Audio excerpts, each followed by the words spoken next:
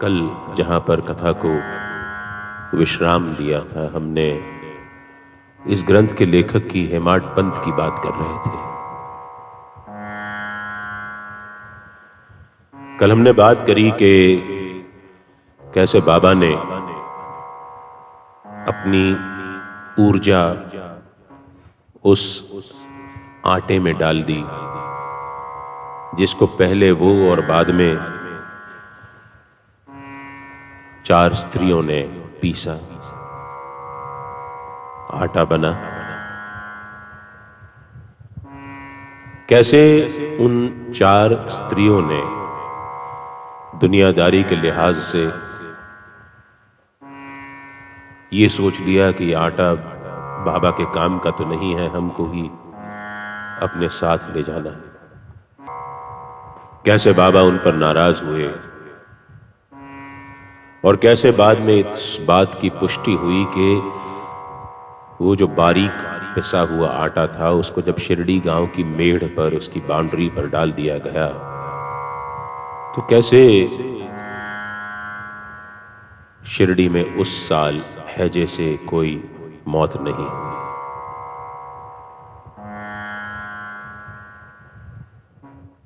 ऊर्जा, energy, which cannot be created or destroyed, it only changes form. ऊर्जा उत्पन्न नहीं की जा सकती और उसका हास नहीं हो सकता, वो सिर्फ अपना स्वरूप बदल लेती है। अभी यूएस में एक बड़ी कुछ साल पहले इंटरेस्टिंग रिसर्च हुई, उसमें यह पाया गया कि 10 मिनट की सकारात्मक प्रक्रिया, जिसको हम प्रार्थना या प्रेयर्स कहते हैं, उससे कैसे आपके दिन को सुधारा जा सकता है। सोचिए, सिर्फ 10 मिनट की प्रक्रिया से जब हम अपना दिन सुधार सकते हैं, तो जब हम अपनी समस्त ऊर्जा को पॉजिटिविटी की ओर मोड़ देंगे, सकारात्मकता की ओर मोड़ देंगे, तो हमारा जीवन कैसे परिवर्तित होगा। ये कथा उसी सकारात्मकता की बात करती है। हम लोग 3 घंटे के लिए अपने समस्त जी के जंजाल छोड़ करके आराम से इस कथा में बैठते हैं और भक्ति का सबसे आसान प्रकार श्रवण वो करते हैं। श्रवण में करना कुछ नहीं होता, कानों के रास्ते साईं आपके हृदय में उतर जाते हैं, बस इतना सा खेल है। सुनाते तुम्हें साईं की ये कहानी, सुनो साईं वाणी, सुनो साईं वाणी, सुनो साईं वाणी,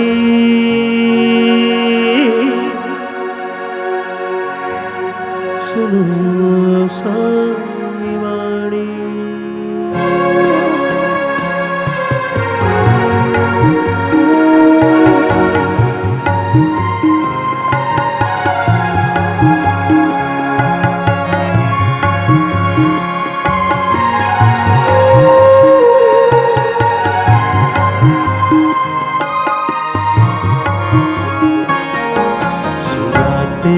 तुम्हें साईं की ये कहानी, सुनाते तुम्हें साईं की कहानी, सुनो साईं वाणी, सुनो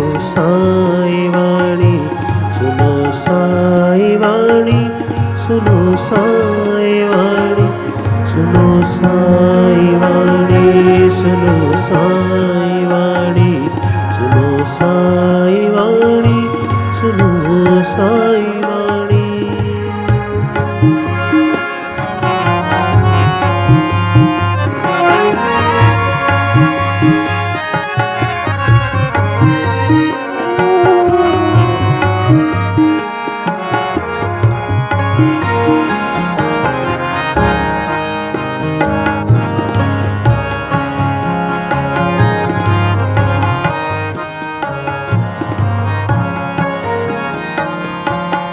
साई का वादा जहाँ दुख होगा,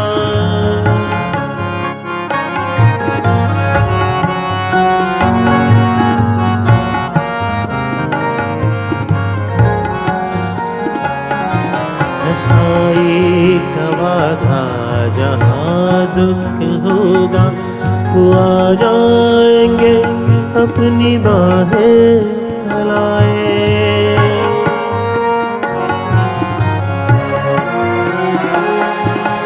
साई का वादा जहाँ दुख होगा, वो आ जाएंगे अपनी बाहें फैलाए। जहाँ साई होंगे वहाँ दुख कैसा,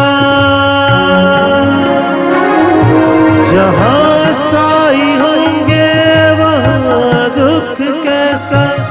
जीवन के मरभर में साई की छाया, साई की छाया, साई की छाया, साई की छाया। सुनाते तुम्हें साई की ये कहानी, सुनाते तुम्हें साई की ये कहानी। सुनो साई वाणी, सुनो साई वाणी, सुनो साई वाणी, सुनो साई वाणी, सुनो साई वाणी, सुनो साई वाणी, सुनो साई वाणी, सुनो साई वाणी।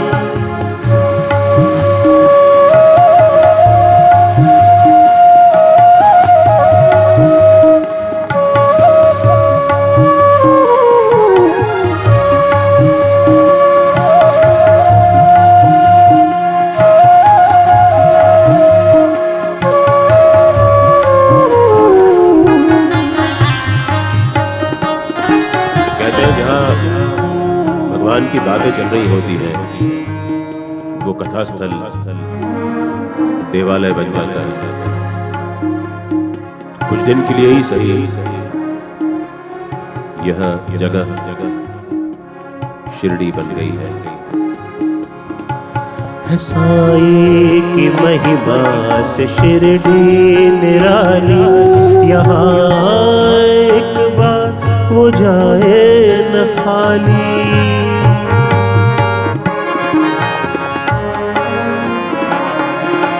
साई की महिमा से शिरडी निराली, यहाँ एक बार वो जाए न खाली। साई की महिमा से जगमग ये जीवन, साई की महिमा से जगमग ये जीवन। साई की करुणा से घर और ये आंगन, घर और ये आंगन, घर और ये आंगन, घर और ये आंगन। सुनाते तुम्हें साई की ये कहानी, सुनाते तुम्हें साई की ये कहानी। सुनो साई वाणी, सुनो साई वाणी, सुनो साई वाणी, सुनो साई वाणी, सुनो साई वाणी, सुनो साई वाणी, सुनो साई वाणी।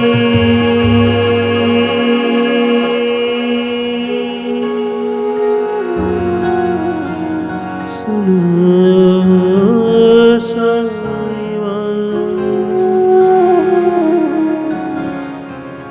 जिसको हम कथाकार कहते हैं, उस पर दरअसल इसकी बड़ी असीम कृपा होती है, अनुकंपा होती है। हम लोग कथाकार को महात्मा का दर्जा दे देते हैं, उसको अपना गुरु मान लेते हैं, उसकी पूजा पाठ करने लगते हैं। जबकि कथाकार बड़ा ही साधारण सिंपल सा इंसान होता है। आप सोचते हैं कि कथाकार बोलता है, वो बोलता हुआ सिर्फ दिखता है। शब्द, भाव और विचार सब उसी के दिए रहते हैं। होठ हमारे हिलते हुए दिखते हैं, लेकिन बोल दरअसल कोई और रहा होता है। इसीलिए इस कथा के माध्यम से बाबा मुझसे हमेशा कहलवाते हैं कि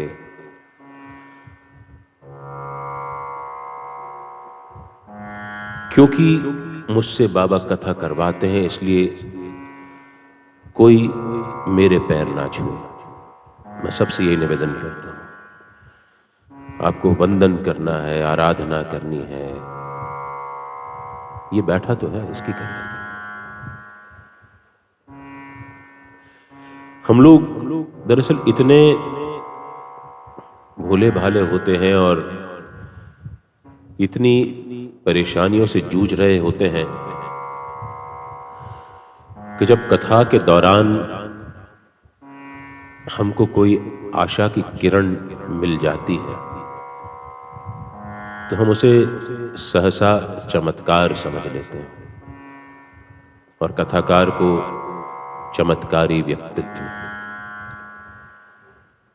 और इसी के चलते हम देखते हैं कि कितने लोग, कितने धूर्त लोग कथा का प्राश्रय लेकर के, कथा का पर्दा लेकर के अपने अपने डेरे बना लेते हैं, अपने अपने मठ बना लेते हैं, और फिर हमारे मन और शरीर का शोषण करते हैं। आप सुनिए कथा, जिसमें आपको आनंद आता हो, बिल्कुल सुनिए, लेकिन मानिए अपने इष्ट को, अपने आराध्य को। इस सच्चरित्र में बाबा ने कहा भी है, तुम कहीं भी जाओ, कुछ भी करो, मुझे सब ज्ञात रहता है। तुम यहां वहां भटको, लेकिन अपने स्तंभ को पकड़े रहो। और जैसे जैसे तुम्हारा विश्वास मुझ में अडिग होता जाएगा, वैसे वैसे तुम्हारे मन के विकार दूर होते जाएंगे। साईं साईं का नाम स्मरण करने से तुम्हारी समस्त समस्याओं का समाधान हो जाएगा।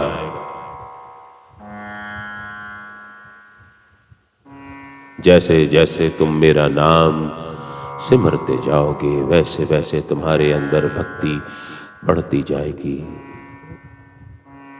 और फिर एक दिन तुम मेरे माध्यम से अपने आप को पालोगे। यही करना है।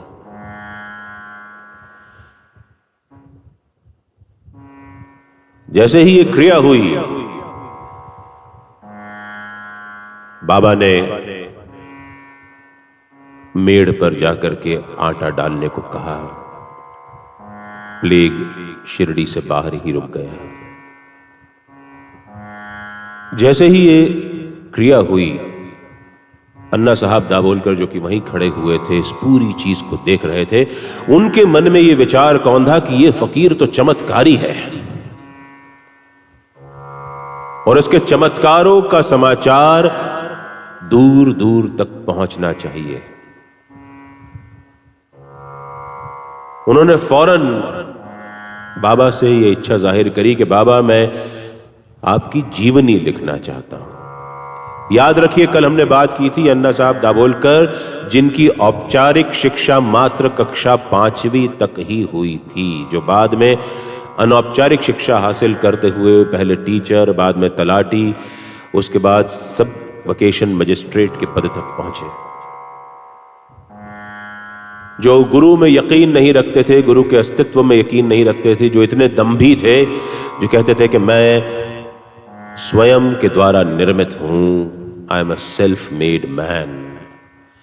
कैसे नाना साहब चांदोरकर और काका साहब दीक्षित ने उनको अपनी दोस्ती का हवाला देकर के शिरडी भेजा, कैसे उनकी समस्या का समाधान हुआ, कैसे गुरु की महत्ता बाबा ने उनको समझाई। उसका अर्थ ये हुआ कि अन्ना साहब दाभोलकर बाबा के भक्त बन गए। उनकी बात बाबा ने हवा में उड़ा दी। कैसी बात करते हो, मैं तो एक पागल फकीर हूं, कोई क्यों मेरी जीवनी लिखे और कोई क्यों मेरी जीवनी पढ़े। ना, मैं तुम्हें इजाजत नहीं देता, तुम मत लिखो। लेकिन ये क्रिया देखने के बाद इतने ज्यादा दाभोलकर जी बाबा से प्रभावित हो गए थे, उनके चमत्कारों से प्रभावित हो गए थे कि उन्होंने मन ही मन ये ठान लिया था कि मैं कैसे भी करके बाबा की जीवनी लिखूंगा और उनको लोगों तक पहुंचाऊंगा। माधवराव देशपांडे उर्फ श्यामा,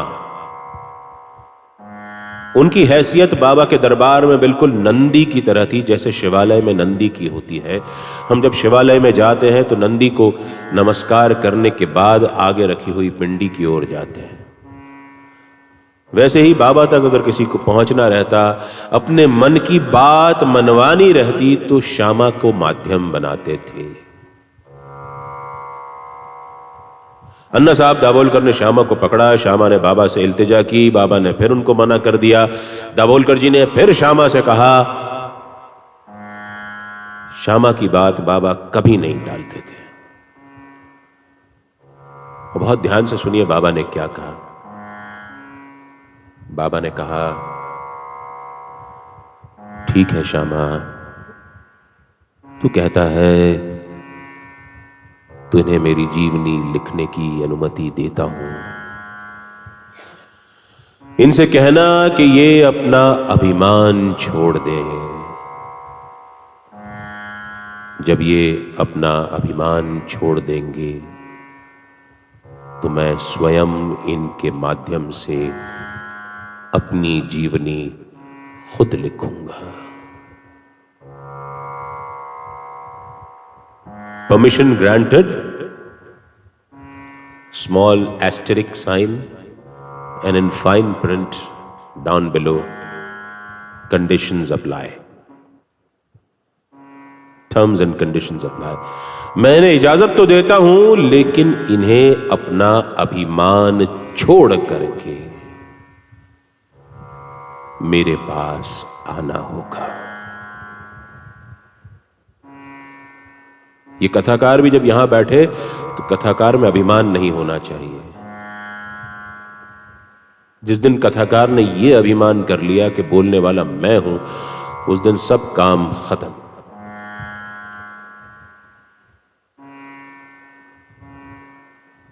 इन्हें कहना कि मैं अपनी जीवनी स्वयं लिखूंगा।